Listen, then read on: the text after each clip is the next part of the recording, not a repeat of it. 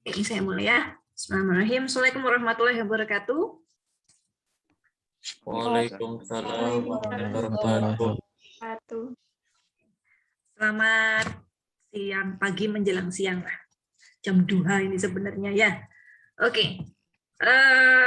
Sebelumnya sudah ada kuliah hari ini? Tadi pagi ada kuliah? Ada, Bu. Kuliah apa? Pasang. Ada, Bu. Promosi komputer. Programan komputer. Oh, PK2 ya? Oke, masih nyambung-nyambung ya. Analisis numerik juga masih pakai pemrograman sedikit-sedikit gitu ya. Oke. Kita mulai perkuliahan hari ini dengan menunjukkan hasil latihan soal. Video pembelajarannya sudah disimak atau belum?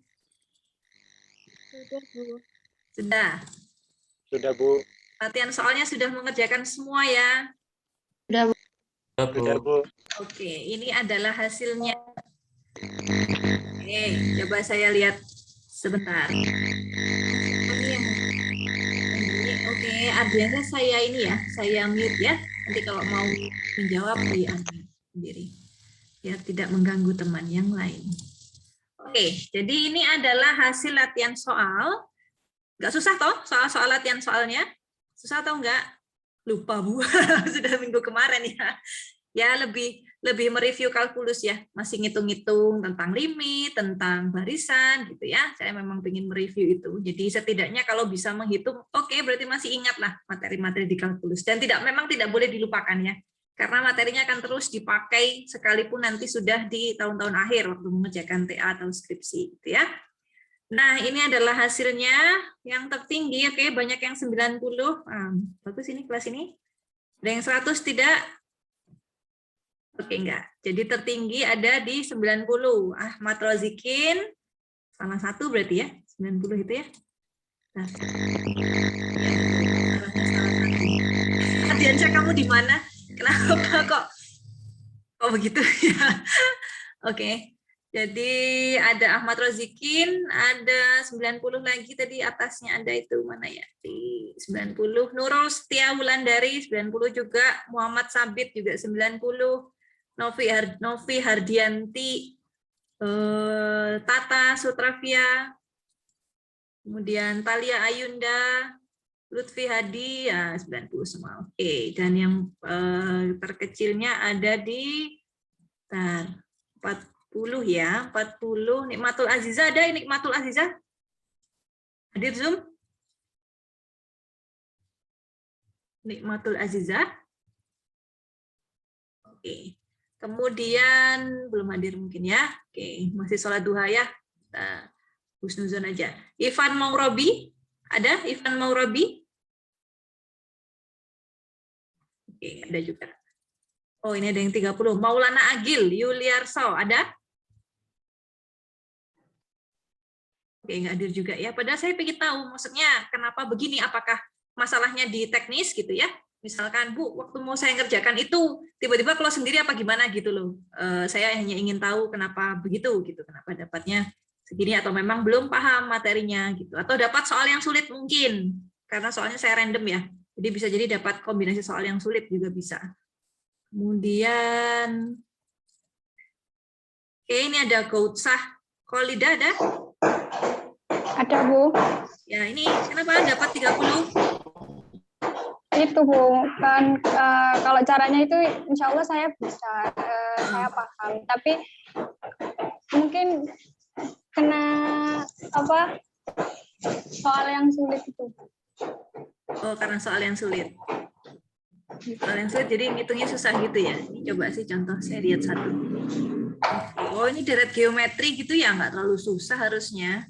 Deret geometri, tapi memang saya pakai bukan bilangan ya, pakai pemisalan. Kemudian ada, oh ini deret ukur aja, berarti kan artinya ABC-nya berpola, berarti B-nya adalah A dikali R gitu ya, C-nya adalah A dikali R kuadrat, harusnya bisa ketemu juga ini. Oke, nggak apa-apa, bukan bermaksud meng-underestimate ya, untuk yang nilai latihan soalnya jelek, tidak, artinya dari kalian sendiri harus berarti berarti saya harus lebih mengejar untuk konsep-konsep kalkulusnya, gitu ya. Oke, kemudian dari latihan soal kita pindah ke materinya. Nah, oke. Ya. Oke, dari materi yang saya berikan pekan lalu terkait review kalkulus, ada yang ingin ditanyakan?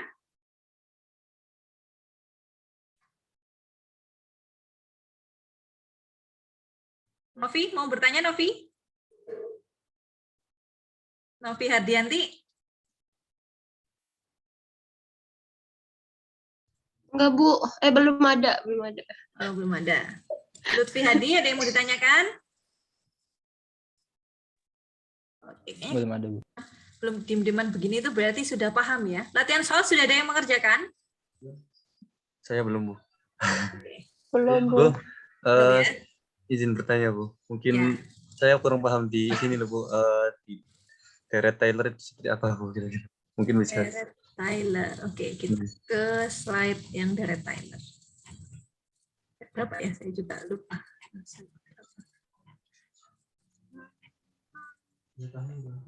Integral Gareth Taylor. Oh, ini udah integral ya. Oh, agak atasnya polinom. Nah, ini. Oke, ini ya, Rozikin ya. Oke, Bu. Nah, dari penjelasan kemarin saya masih kurang paham gitu, Bu. Terkait apa ini. Ini kan ada PN sama RN itu apa gitu, Bu. Oh, Dan praktiknya ketika di soal itu seperti apa, seperti itu, Bu. oke. Gareth Taylor ya. Sudah pernah mendengar istilah Gareth Taylor sebelumnya? Di Matis. Matis. Kalau di Matis apa? Gareth Taylor itu kayak gimana? Lupa, Bu. Oh, lupa. Ya, sambil mengingat ya, namanya juga materinya memang masih review kalkulus ya. Ya. Jadi namanya juga Gareth Taylor, berarti artinya dia bentuknya adalah deret gitu ya. Penjumlahan barisan yang punya pola tertentu. Oke ya. Nah, Gareth Taylor kenapa ada fx-nya, Bu? Dikaitkannya kok ada fungsi f gitu ya. Jadi Gareth Taylor itu sebetulnya menderetkan atau mengekspansikan semua fungsi fx yang kontinu. Jadi syaratnya adalah fungsinya harus kontinu dulu ya. Harus kontinu, kontinunya itu sampai n+1 atau dia punya turunan sampai n+1 yang kontinu. Kenapa harus n+1?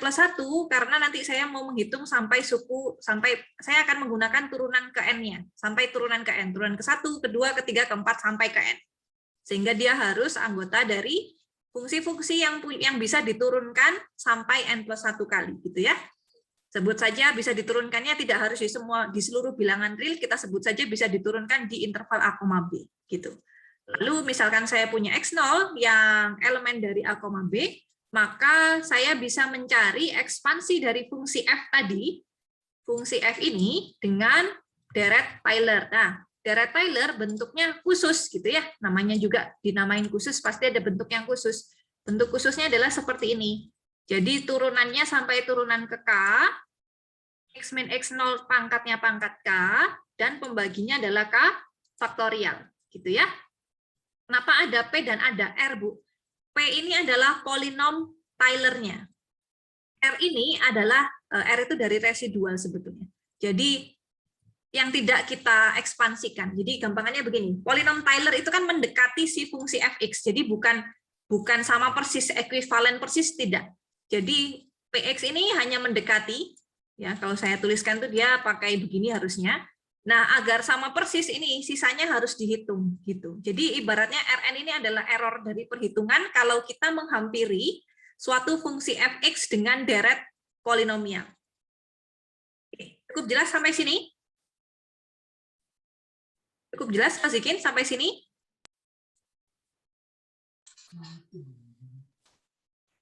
Berarti ini ibaratnya seperti bentuk lainnya atau seperti apa, Bu? Ya, betul. Pendekatan di fungsi f-nya. Ya. Oh, berarti misalkan ada sebuah fungsi, terus Uh-huh. kemudian nanti kita memakai sebuah barisan yang mendekati fungsi tersebut gitu ya? Ya, betul. Kenapa Oh, deketin, Bu? Karena bisa jadi fungsi ini itu fungsi yang sangat rumit ya.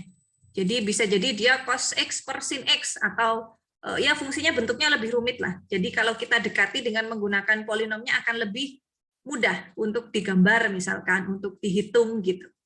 Nah, saya coba masuk ke contoh ya, biar lebih jelas. Oke, ini saya hapus dulu. Nah, ini contohnya. Contohnya adalah misalkan kalau di sini saya ambil fx-nya sin gitu ya.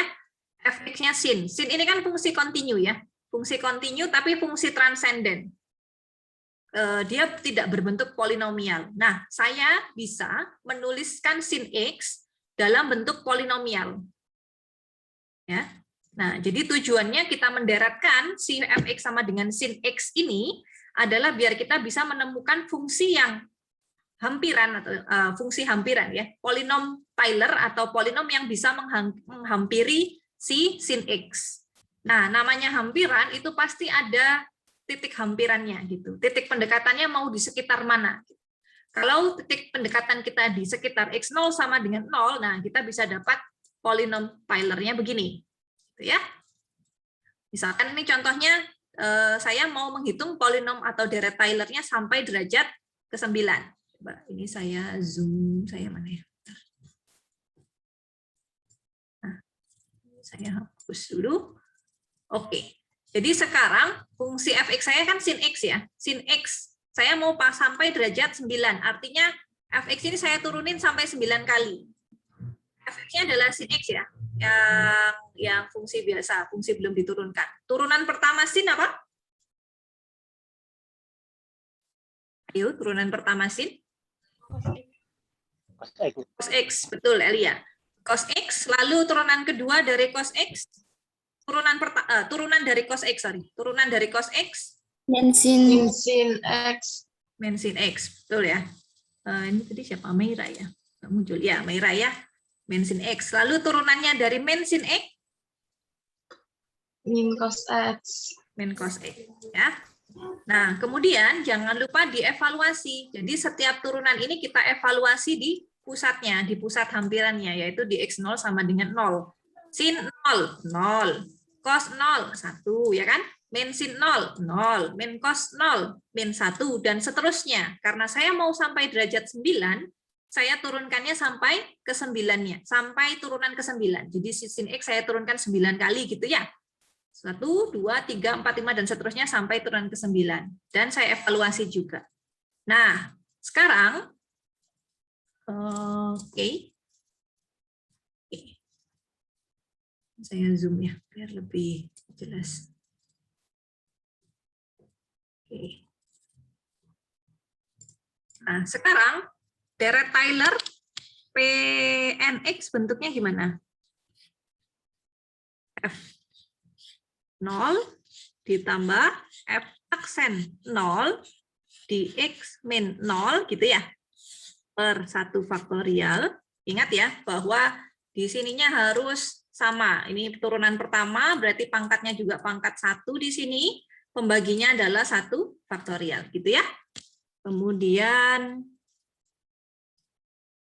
ditambah F double aksen 0 di X min 0 pangkat 2, gitu ya. Terus apa? Suku selanjutnya apa? F aksen 3. Oh, betul. Terus gimana Elia? F aksen 30 X min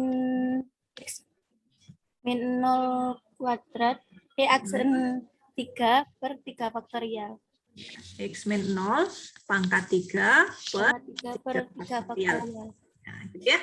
Dan seterusnya ini saya jumlahkan sampai yang F pangkat 9 ya. Karena tadi saya mau carinya sampai derajat 9. Jadi ini kalau mau sampai 9, ya di sininya 9, nanti penjumlahan suku terakhirnya adalah F yang 9 gitu ya.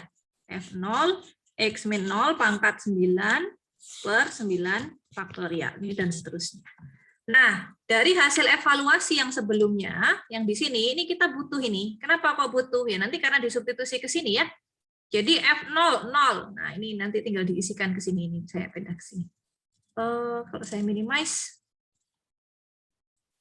biar enggak. Ini agak gini kali ya. Ini. Biar nggak nabrak sama tulisannya. Salah ya. Oke, jadi sekarang F0-nya 0 ya. Artinya saya menggantikan ini dengan 0. Jangan merah, kayaknya hijau aja. Jadi ini nilainya 0, ini nilainya 0 ya. Kemudian F aksen 0 berapa? F aksen 0? 1. Ini diganti dengan 1. Kemudian F double aksen 0? 0. 0. 0. F aksen 3 di 0? Min 1. 1. 1. Sampai F9. F9 saya dapat 1 ya. Nah, ini kalau kalian cari F turunan F4-nya, F4X, min cos diturunkan jadi apa? Cos. Min cos diturunkan. Sin. Sin X. Min sin atau sin? Sin. Min sin apa min sin?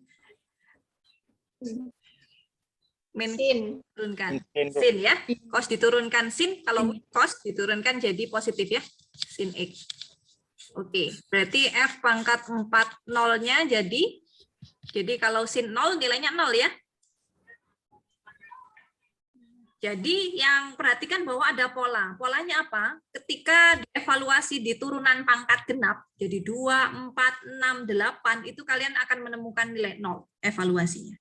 Artinya suku-suku yang pangkat genap itu akan hilang ya, karena kali di depannya 0. Saya nggak peduli yang belakang, karena di depan sudah 0 ya pasti 0 gitu ya. Sehingga yang muncul di P9 yang bawah di sini, nah yang muncul di P9 yang di sini hanyalah pangkat ganjil, karena yang pangkat atau turunan genapnya selalu nilainya 0, termasuk F4, F4 0, itu juga 0. Gitu ya. Sehingga jadi kita bisa tuliskan yang begini. Gitu. Begitu? Cukup jelas? Pak Zikin yang bertanya tadi cukup jelas? Nggih, Bu. Bentar, Bu, bisa di-scroll ke atas sedikit mungkin, Bu. Oh, nggih. Berarti ini untuk dari Tyler itu kan ini kan hingga derajat 9, Bu, nggih. Jadi untuk dari Tyler ini bebas untuk derajatnya, Bu. Atau gimana? Ya, bebas. Tapi kalau buat latihan soal saya nggak mungkin minta sampai derajat 100 kok, tenang aja ya. Masih berhingga ya, masih berhingga gitu. Insya Allah sudah paham, Bu. Terima kasih, Bu. Oh ini saya bukanya juga salah. Ini harusnya kalau saya buka di, bentar ya. Saya bukanya di Adobe itu bisa muncul animasinya sebentar.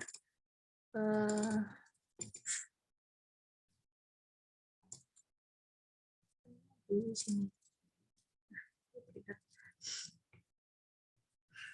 Oke, bentar. Saya buka yang satunya biar bisa muncul animasinya.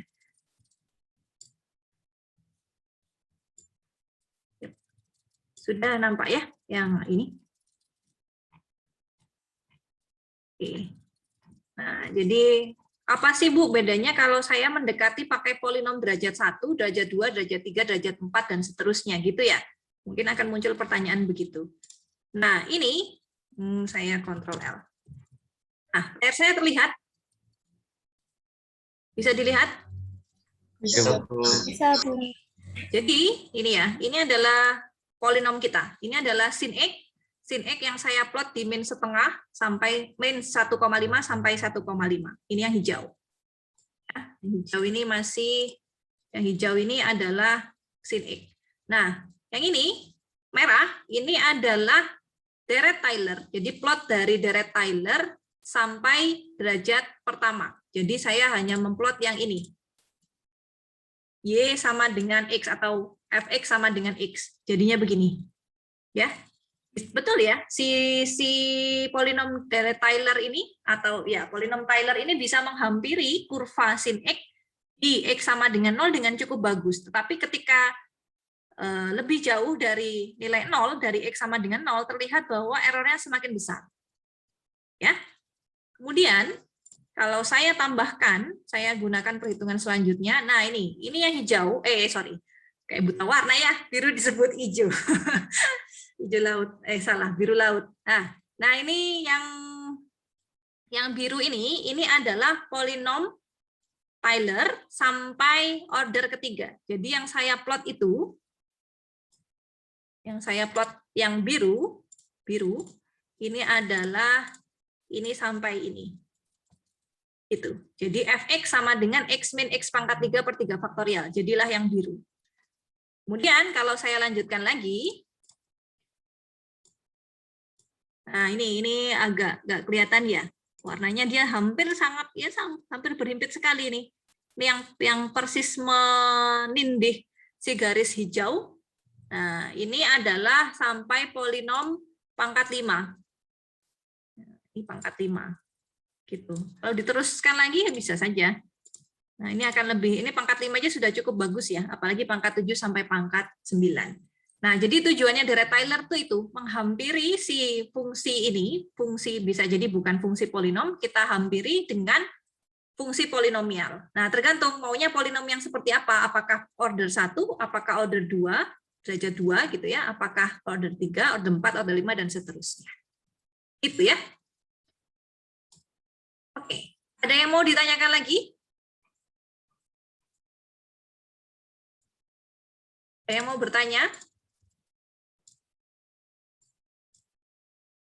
Cukup jelas? Cukup jelas. Kalau cukup jelas, sekarang ganti saya yang tanya. Ya, ya biar nggak diem-dieman, kita Zoom-nya masa diem-dieman ya. Sayang dong paketannya ya. Oke, mana nanti. Oke, kita ke daftar isinya. Limit fungsi. Saya acak ya. Siapa ya?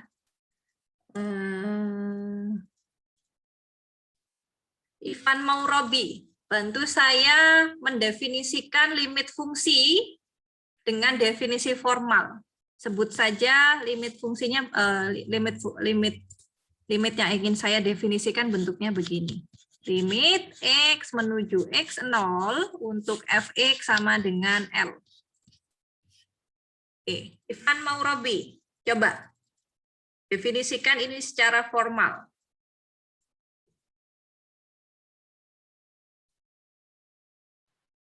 Oke, Bu. Ya, gimana?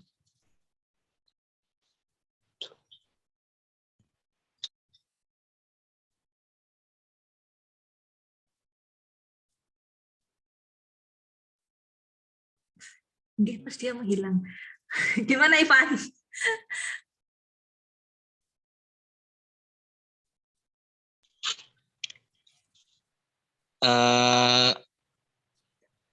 Belum paham, Bu. Belum paham. Belum paham ya, oke. Ivan mau melempar ke temannya siapa? Yang mau minta bantuan ke siapa? Ask a friend ini. Siapa yang kira-kira bisa membantu Ivan? Rozikin, Bu. Ayo coba Rozikin. Nanti semuanya yang lempar ke Rozikin ya. Ayo Rozikin, coba. Bisa? Limit fungsi. Ya, limit fungsi. Definisi formal.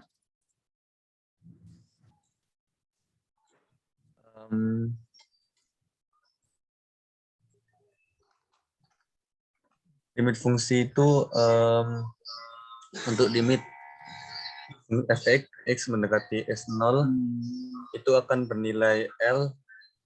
Jadi limit fungsi itu suatu pendekatan nilai fx pada ketika x mendekati x0 gitu Bu. Nanti didekati dari arah kanan dan juga didekati dari sebelah kiri, nanti menghasilkan sebuah nilai L seperti itu.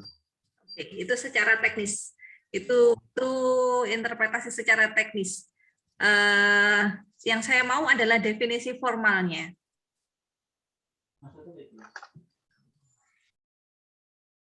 Oke, ada yang mau membantu Rozikin dan Ivan?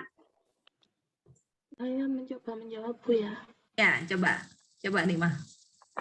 Mungkin definisi dari limit fungsi yaitu jika dan hanya jika untuk setiap epsilon lebih dari 0 dan Dan lambda Bu ya. Delta.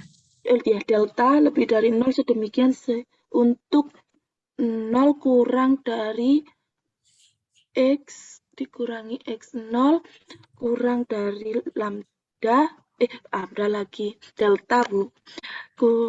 Di mana X elemen semesta mengakibatkan nanti itu fungsi L dikurangi L akan kurang dari epsilon. Gitu.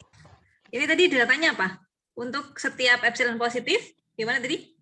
Setiap epsilon positif, Uh-uh. deltanya juga positif, Bu. Oh, di sini tandanya apa? Sebelum epsilon dan delta ini di bawah. Terdapat, Bu. Terdapat, oke. Sedemikian sehingga ya, saya lengkapi. Oke, ya. Jadi kalau ditanyakan tentang definisi formal limit, maka yang harus disebutkan itu begini, gitu ya. Ini definisi yang harus dipegang sama anak matematik ini. Jadi anak matematik ibaratnya kalau definisi limit ini di luar kepala sudah ya. Jadi maksudnya gimana gitu ya. Jadi untuk setiap epsilon positif. Jadi saya bisa menemukan ya. Kalau saya menyebutkan lah, misalkan saya ambil satu epsilon positif, berapapun ya. Maka saya bisa menemukan delta positif. Artinya delta itu akan berkaitan dengan epsilon. Atau delta itu kita bisa lihat sebagai fungsi dari epsilon gitu ya. Bisa epsilon tambah 1, bisa epsilon kurang 1, bisa epsilon kuadrat, bisa epsilon per 2 gitu ya. Bisa epsilon kuadrat min 2 gitu ya. Bergantung fungsi fx-nya. Gitu ya. Nah, kalau saya bisa menemukan, misalkan saya ambil satu epsilon positif, misalkan 0,1 katakan epsilonnya, maka saya bisa menemukan delta yang berkaitan dengan epsilon 0,1 tadi, sehingga jarak antara X dengan X0 itu kurang dari delta, maka jarak fxkl-nya kurang dari epsilon, atau kurang dari 0,01. Gitu. Kenapa harus pakai epsilon dan delta gitu ya Bu ya? Kenapa harus ada yang, Bu ini kenapa harus pakai epsilon dan delta? Kenapa nggak pakai bilangan yang lebih, ini membuat ketakutan dulu gitu ya dengan notasi-notasi begini. Nah, kenapa kita pakai epsilon dan delta? Ya sebenarnya ini hanya penyebutan saja. Saya ingin menyebut suatu bilangan yang saya ambil sembarang tadi dengan epsilon gitu. Nah, saya ingin menyebut suatu bilangan yang berkaitan dengan epsilon dengan agar si fx kurang dari L kurang dari epsilon itu saya sebut dengan delta. Ini kamu mau sebut dengan Budi dan Ani juga boleh gitu ya. Cuman jadi panjang aja nulisnya nggak enak. Nah, kalau di matematik kita nulisnya di sini epsilon, di sininya delta. Jadi untuk satu epsilon, saya bisa punya satu delta, gitu ya. Untuk epsilonnya apakah harus kurang dari 1, Bu? Tidak sebetulnya, tapi biasanya memang diambil yang cukup kecil gitu ya. Kalau epsilonnya terlalu besar, bisa jadi nanti perhitungan deltanya jadi lebih memusingkan. Jadi biasanya memang diambil yang dekat. Itulah kenapa kita bahasnya juga limit ya. Pendekatan di sekitar dari X0. Jadi jarak dari X0-nya nggak boleh terlalu jauh juga gitu. Kalau epsilonnya diambil terlalu besar, bisa jadi nanti deltanya terlalu besar juga gitu ya. Kemudian nah ini jarak X dengan X0-nya harus kurang dari delta gitu ya. Delta saya kenapa keriting gini ya? Oke. Nah, dari jarak X dengan X0-nya kurang dari delta, jarak fxkl-nya kurang dari epsilon. Atau kalian bisa tuliskan juga, kalau nggak mau pakai absolut, berarti pakai min delta, X min X0-nya itu lebih besar dari min delta, dan kurang dari delta. Gitu ya. Seperti di pertidaksamaan. Gitu. Oke, terima kasih, Nikmah. Selanjutnya tentang kekontinuan fungsi. Kekontinuan fungsi. Ada yang bisa membantu saya bagaimana untuk menyelidiki suatu fungsi fx kontinu di x sama dengan x0.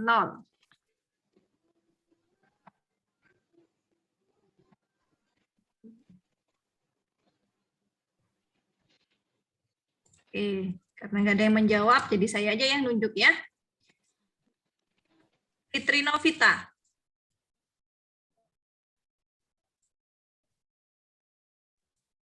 Fitri Novita di situ?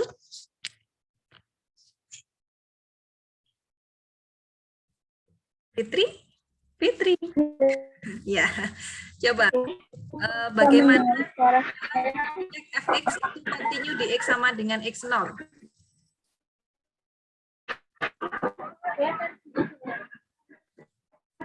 Continue pada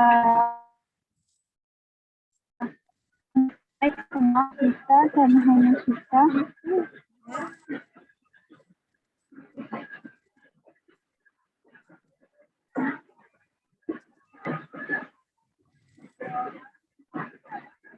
menghasilkan garis yang lurus.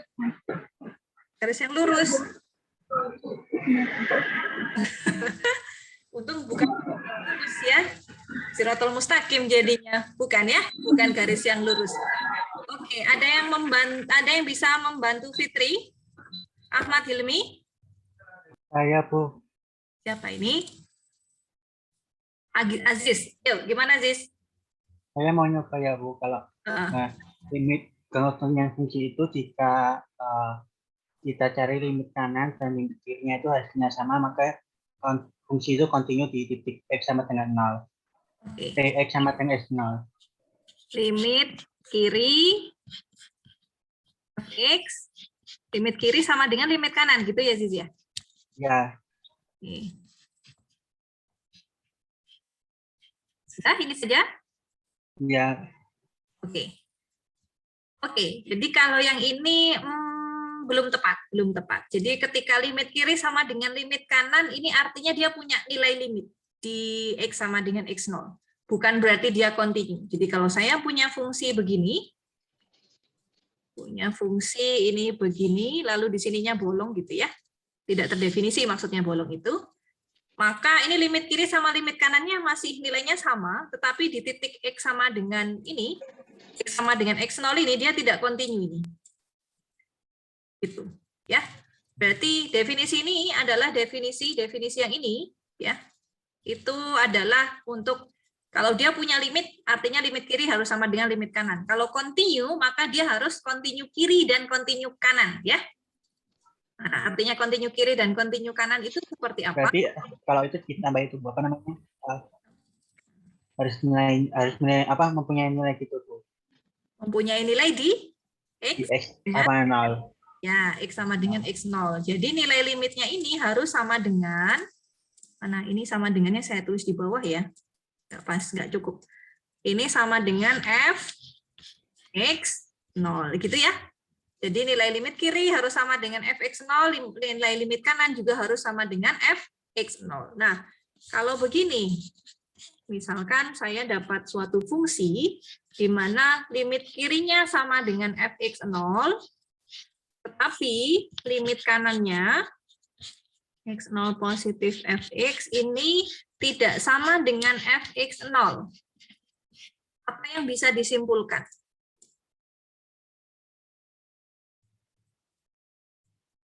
Apakah fungsi Fx continue di X sama dengan X0?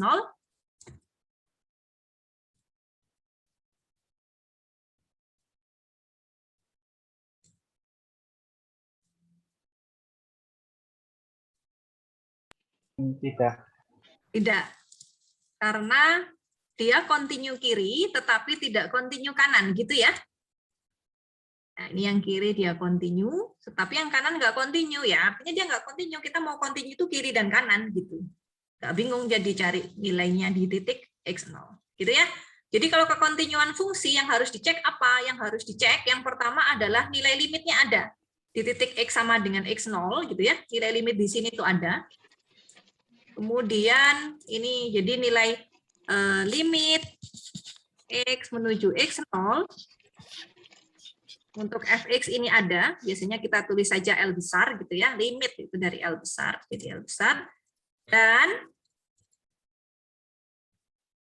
kita harus jamin juga bahwa, tentunya harus dijamin bahwa Fx0-nya itu juga ada gitu ya, bisa terdefinisi, ini terdefinisi. Satu lagi bahwa limitnya yang sama dengan L itu harus sama dengan Fx0 gitu ya. Jadi ada 3 syarat sebetulnya. 1, 2, 3. Biasanya langsung dihitung saja nilai limitnya, lalu dihitung saja fx0-nya apakah nilainya sama. Kalau sama berarti dia kontinu. Oke, itu tentang kekontinuan fungsi. Kemudian saya pindah ke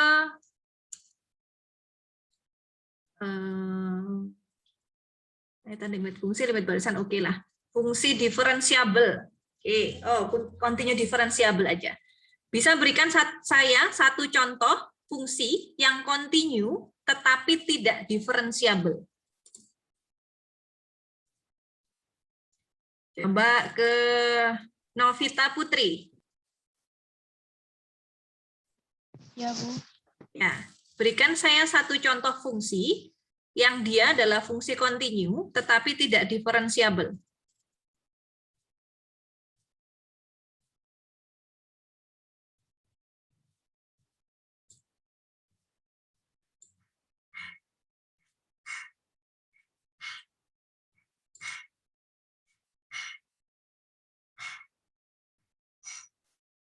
Gimana Novita? Ya, masih buka catatan ini kayaknya ya. Buka kerpean dulu Bu, lupa.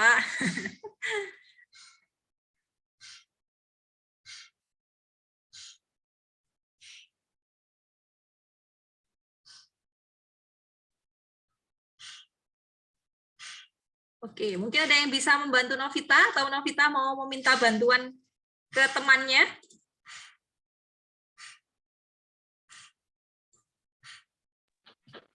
Saya, Bu. Ardiansyah. Oh, Ardiansyah membantu Novita. Ini ada apa ini ya? Enggak ya? Kan ya? Tidak ada apa-apa, Bu. Sekelas saja Bu ya. Ya. Gimana? Satu fungsi, contoh satu saja fungsi yang kontinu tetapi tidak diferensiabel. Fungsi nilai mutlak. Fungsi nilai mutlak itu gimana? Mungkin temannya ada yang belum tahu fungsi nilai mutlak. Fx sama dengan Ya, nilai mutlak dari X.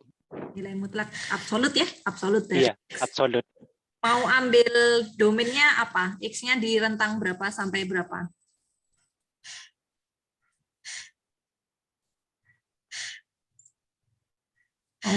Terserah sih, Bu.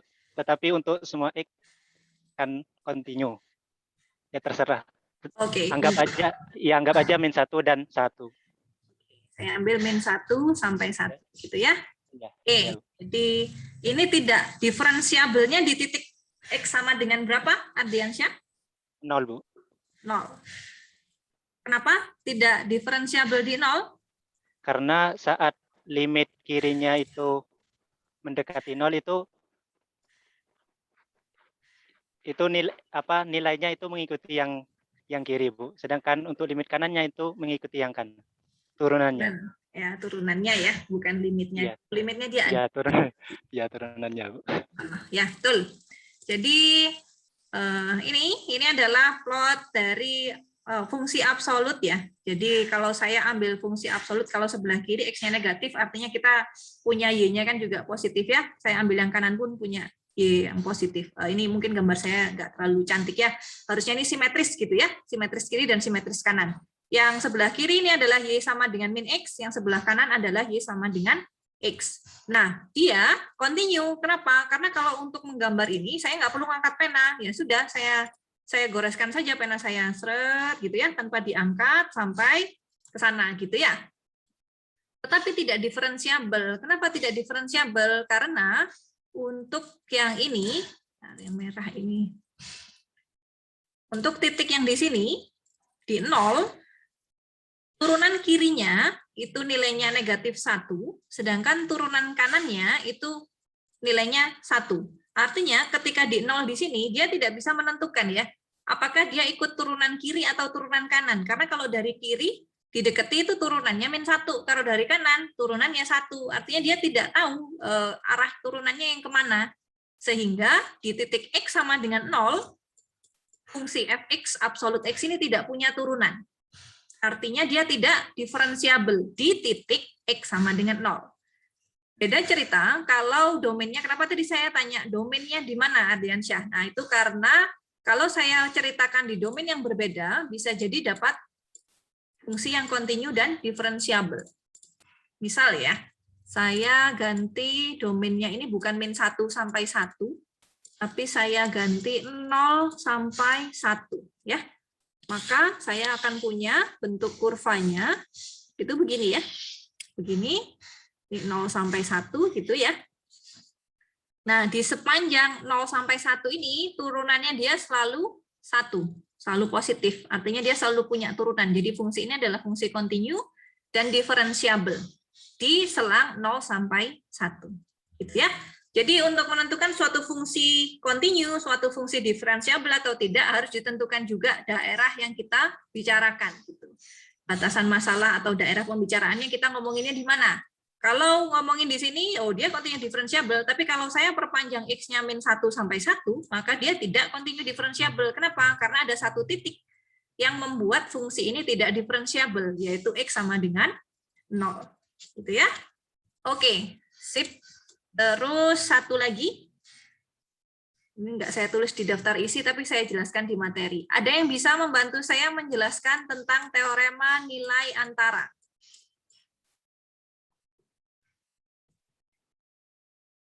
Teorema nilai antara. Meira India. Iya, Bu. Gimana? Teorema nilai antara itu maksudnya seperti apa?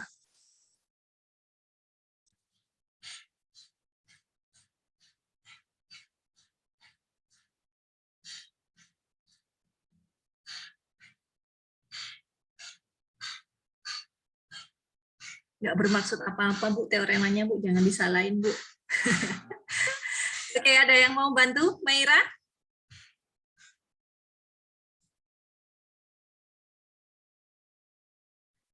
Lutfi Hadi. Ya, gimana Lutfi?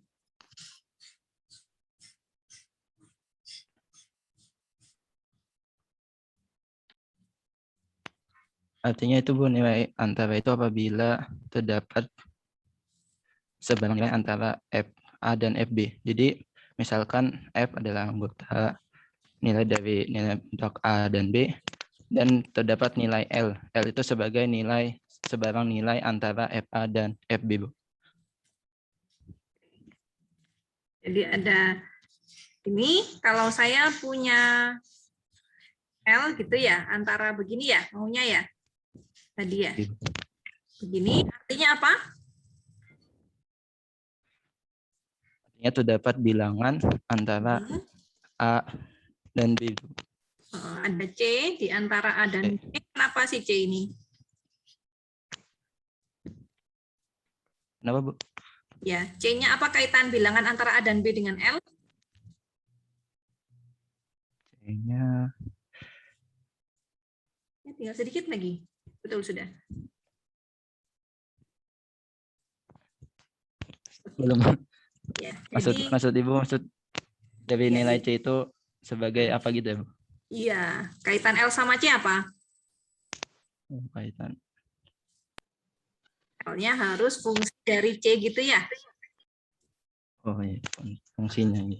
Iya, fungsinya. Nah, kalau nggak ada kaitannya, ngapain kita ngomongin C di sini? Kasihan dia. Digibahin ya, kalau nggak disebutkan. Ya. Jadi, TNA itu menyebutkan kalau saya punya selang A, B gitu ya, selang A, B, dan saya punya fungsi fx yang kontinu, jadi ini harus terjamin kontinu dulu ya. Kalau tidak kontinu, saya tidak bisa menemukan C di antara A dan B. Belum tentu terjamin ada C. Jadi untuk fx, di mana x-nya itu di selang A, B, saya bisa mendapatkan suatu L gitu ya. L-nya juga nilainya antara FA dan FB, sehingga C-nya itu atau FC-nya itu sama dengan L. Gitu. Ini minimal ada satu C yang bisa kita temukan. Ilustrasinya paling gampang begini. Oke.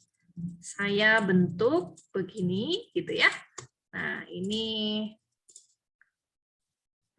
biru, ya. Saya mau pakai biru. Nah, jadi ini misalkan monoton naik sekarang yang saya bilang fungsi fx-nya monoton naik. Saya punya A di sini, saya punya B di sini. Ini ada kena paku ya. Saya punya B di sini, ya, Maka di sini kan ada FA ya. Ini ada FA, yang sini juga bisa saya temukan FB. FB, ini screen-nya terbatas ya. FB. Nah, maka saya bisa temukan suatu L di sini ya. L-nya antara FA dan FB, di mana L ini kalau saya plot, saya prapetakan ke bawah, dia nilainya adalah C. Ya, sebetulnya ngomongin ini aja sih, teorema nilai antara itu. Kalau fungsinya kontinu, saya bisa menemukan C di antara A dan B, sehingga L-nya juga antara A dan B, gitu ya, FA dan FB. Nah, apakah hanya monoton naik yang berlaku, Bu? Tidak. Coba kita coba untuk monoton turun. Fungsi yang monoton turun. Monoton turun. Oke, begitu ya. Lebih. Nah, ini saya bisa temukan A di sini, temukan B di sini. Nah, di sini saya punya FA, di sini saya punya FB. Maka ada L di antara FA dan FB. Kalau saya prapetakan ke fungsi fx, saya bisa dapatkan C. Jadi L ini adalah FC. Gitu ya. Apa hanya berlaku untuk monoton naik dan turun, Bu? Kan tadi bilangnya fungsi kontinu, F-nya tidak harus monoton naik ataupun turun. Oke, kita coba yang tidak monoton naik dan turun. Oke, coba satu lagi pakai hitam kayaknya. Oh, hitam nanti beririsan sama tulisannya ya. Nah, misalkan fungsinya sekarang begini, nah, gitu ya. Maka saya bisa ambil A-nya misalkan di sini, B-nya di sini. Nah, ini saya bisa dapat FA di sini dan FB di sini. Oke, lalu saya bisa cari atau saya bisa dapatkan L di antara FA dan FB. Kalau saya plot, nah saya bisa dapat C ya di sini ya. Kalau L-nya saya turunkan sedikit ke sini, ini saya bisa dapat beberapa C malah. Ini saya turunkan ke sini, nah ini ada beberapa C untuk yang oranye ini. Bisa di sini C-nya, bisa di sini. Ya, kan harus antara A dan B ya. Jadi C-nya ini dan ini. Yang ini nggak masuk C ya, karena dia tidak diselang A sama B. Itu. Jadi minimum ada satu ya, minimum paling sedikit ada satu yang bisa saya temukan tentang nilai C-nya di antara selang A dan B. Ada yang tahu gunanya TNA buat apa? Ngapain Bu susah-susah nyari begitu? Kan iya, ya sudah pasti kan, terus gunanya apa Bu? Gitu. Mungkin ada yang bertanya begitu? Ada yang bisa menjawab salah satu kegunaan dari teorema nilai antara?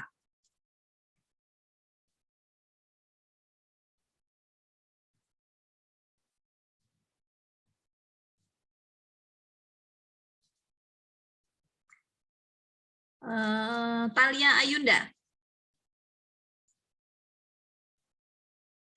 Apa kegunaan dari teorema nilai antara? Bentar ya, Bu. Ya.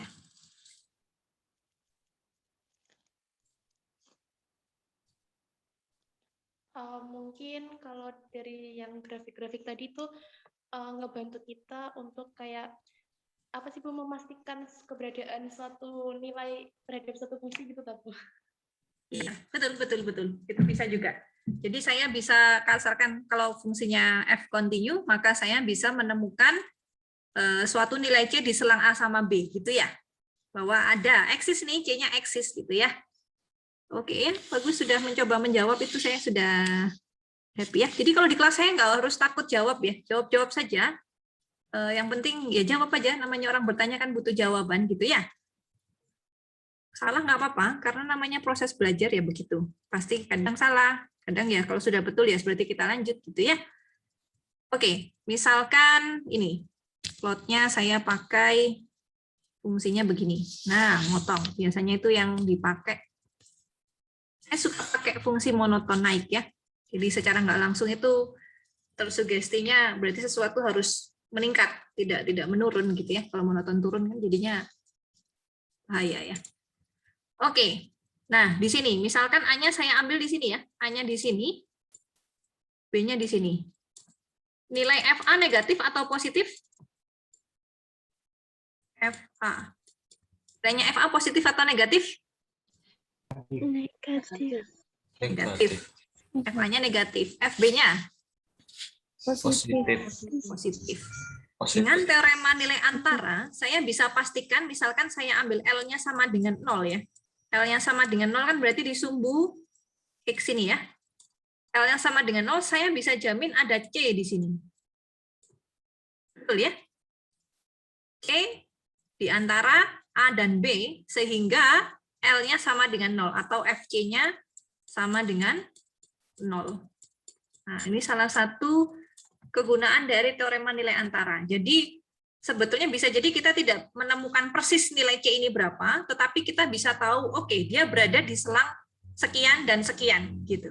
Jadi cukup cek selang ujung selang kiri, lalu cek ujung selang kanan ke fungsinya. Kalau satunya tandanya negatif, satunya positif, atau sebaliknya, satunya positif, satunya negatif, artinya dia pasti lewat 0. Artinya ada akar dari fx terhadap x, gitu. Jadi fx itu akan memotong sumbu x di suatu titik, walaupun bisa jadi kita tidak tahu nilai C persis berapa. Ya, tapi kita bisa menjamin itu, bahwa itu ada, gitu. Jelas? Cukup jelas? Jelas. Jelas ya? Oke. Sip, kalau tidak ada pertanyaan, saya bisa beralih ke mana sebentar? Ini yang di courses-nya. Ya. Kalau tidak ada pertanyaan, nah untuk melihat pemahaman kalian terkait materi pertama, jadi saya bisa tahu ya, betul-betul menyimak atau cuma mendengarkan videonya sambil ditinggal cuci baju gitu ya, sambil ditinggal cuci piring.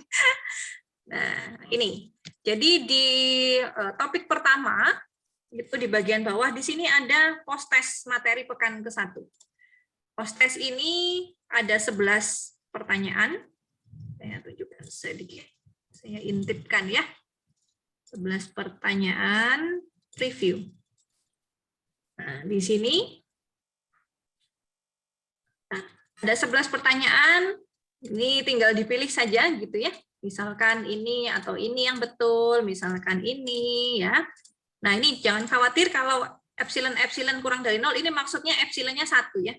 Sistemnya belum bisa baca 1. Saya nulisnya 1 tapi dia munculnya 2. Jadi ini maksudnya epsilon kurang dari 0, ini delta kurang dari 0, ini epsilon lebih dari 0, ini delta lebih dari 0. Begitu juga yang lain, ini epsilon kurang dari 0, delta kurang dari 0, delta lebih dari 0, epsilon lebih dari 0, dan seterusnya itu ya.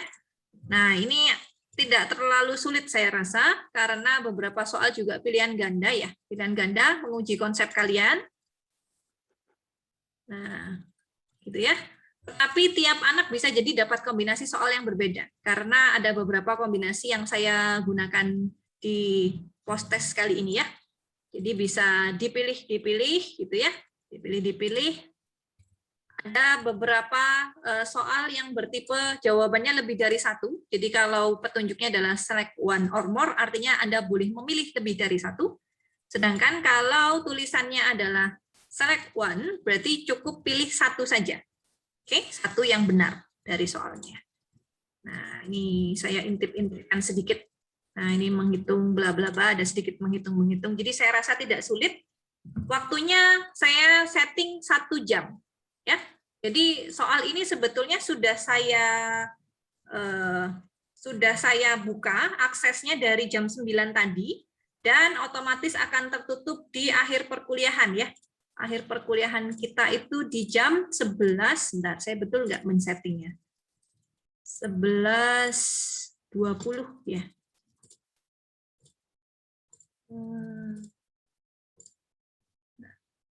Ya, 11.30. Jadi sudah saya buka aksesnya jam 9 tadi, lalu diakhiri jam 11.30. Waktunya 1 jam. Maksudnya 1 jam gimana, Bu?